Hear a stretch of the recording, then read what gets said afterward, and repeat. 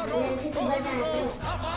నా పేరు నేను 3వ తరగతి చదువుతున్నాను. మిమ్మల్ని చెప్పుకోబోయే కాకి ఆవు కథ. రామాపురం అనే ఊరిలో ఒక కాకి ఒక ఆవు ఉండేవి. ఇవి మంచి చెరువుతో కలిసి మెలిసి తిరుగుతూ ఉండేవి.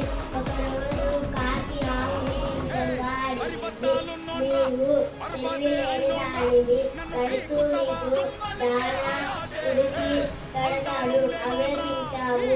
ఎవరి పంట చేలో దొంగతనంగా మేత వేయవు. ఏడు ఏది దొరికితే అది నోటితో అడ్డుకొని దూరంగా పారిపోయి తింటాను అని ఆవుని కూడా ఆవుని ఆ విధంగా చెయ్యమని ఎగదోసింది. ఆ మాటలకు ఆవు, నేను దొంగ పనులు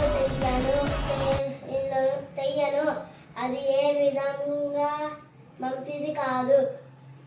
నా యజమాని వేసిందే తింటాను. అందుకే అందరూ ఆవు సాధువ జంతువు అంటారు అని చెబుతూ ఉండగా యజమాని వీరి మాటలు విని కాకి ఆవుకు చెడు మాటలు చెబుతుంది అని తలిచి కాకిని దూరంగా తరిమేశాడు. నీతి నిరంతరం నిజాయితీగా ఉంటూ మంచి ఆలోచనలు చేయాలి. Thank you.